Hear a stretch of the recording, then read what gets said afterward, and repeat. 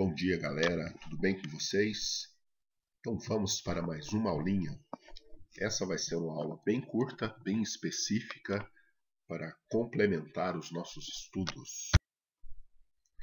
Então o assunto de hoje será a distribuição da população brasileira. Eu sou o professor Rafael Nolli e nós estamos numa aula de geografia. Observem esta imagem. Esta imagem ela é mais uma imagem ilustrativa, mas ela nos serve para a análise que iremos fazer. Esse é o mapa do Brasil. Cada pontinho deste amarelo brilhante é uma concentração populacional.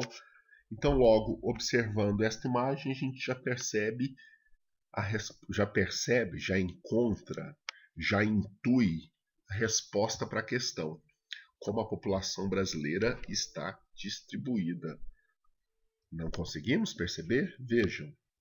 Então vamos para o próximo slide, para que esse conhecimento fique bem claro, bem organizado.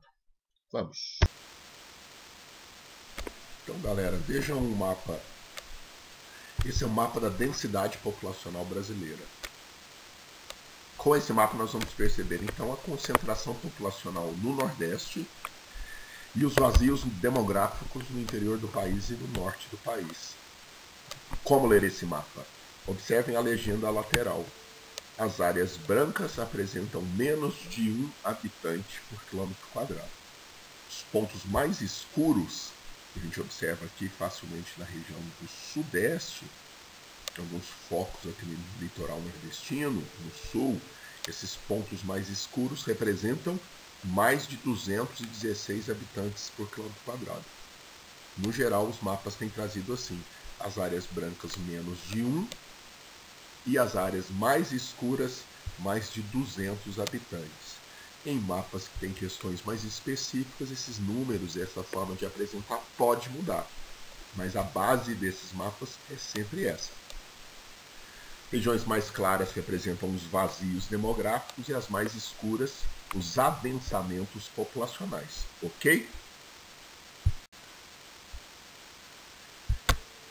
Vejam como que a população brasileira está distribuída por regiões. É bastante fácil de perceber que a região Sudeste tem a maior parcela da população brasileira, com 42%, ou seja, 42% dos brasileiros vivem na região Sudeste. A região Nordeste vem em segundo lugar com 27% da população. Região Sul logo na sequência com 14%. E quase empatados nós temos a região Norte e em seguida, por último lugar, a região Centro-Oeste, que detém 8% da população brasileira. Então nós já sabemos aonde estão os brasileiros, como a população é distribuída, e agora nós precisamos ver os motivos dessa baixa concentração populacional em alguns lugares e a elevada concentração populacional em outros. Aí estão os motivos para a ocupação irregular do território brasileiro. O primeiro motivo que eu separei foi o processo de colonização. Nós sabemos que o Brasil foi ocupado pelo litoral por volta de 1500, com a chegada dos portugueses, e essa ocupação portuguesa não tinha interesses voltados para desenvolvimento do país. Não havia um interesse de povoar o país. Qual que era o interesse? O interesse exploratório. As colônias de exploração tinham essa característica. Eles vinham nas suas colônias com o intuito de levar o máximo possível de bens que eles encontrassem. Essas colônias, muitas vezes, então elas têm um desenvolvimento populacional restrito, porque os colonizadores vêm, buscam o que eles interessam aqui e levam embora. E para que esse processo funcionasse, criou-se uma estrutura no litoral do Brasil. Essa estrutura foi com a construção de alguns portos, foi com a construção das primeiras vilas, que tinham como interesse atender essa demanda de escoar produtos.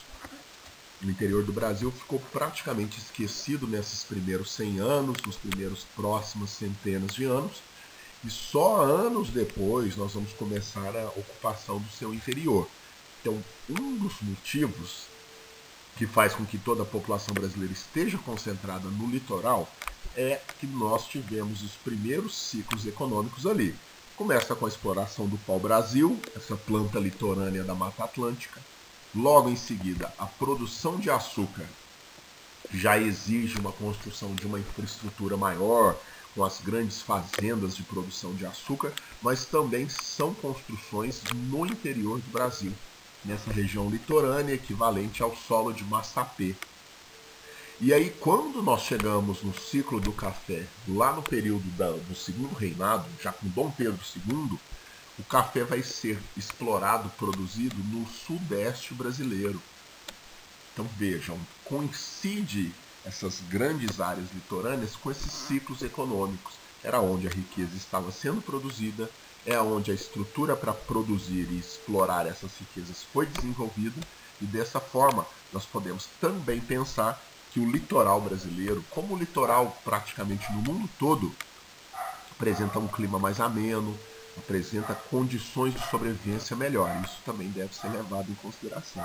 O interior do Brasil, nós também podemos pensar que apresenta um relevo muito difícil de ser vencido, essa região planáutica do interior do Brasil, e uma região de um relevo agressivo e de uma vegetação muito fechada. Olhem o vazio demográfico amazônico. E nós temos um clima muito severo, muito quente, chuvoso, uma floresta muito densa. Observem aí o centro-oeste, muito distante das primeiras regiões de desenvolvimento econômico. Para se chegar nessa região, havia a necessidade de se atravessar todo o cerrado, enfrentar grandes rios. Então havia uma dificuldade. E essas questões todas somadas nos coloca na seguinte situação: o Brasil tem uma população concentrada no sul, sudeste e litoral nordestino, com grandes vazios demográficos, algumas áreas com 1, 2 habitantes por quilômetro quadrado. É importante imaginar e pensar e refletir que o norte do Brasil, por exemplo, um vazio demográfico, ali está a floresta amazônica. Esse vazio ali, a gente pode ver que a floresta é um grande empecilho para essa ocupação. E ainda bem, né? Isso mostra que a floresta deve ser preservada, deve ser protegida, e quando nós tivermos grandes populações dentro dessa floresta, quando esse mapa começar a revelar grandes adensamentos populacionais, quer dizer que a floresta desapareceu, o que é um grande problema.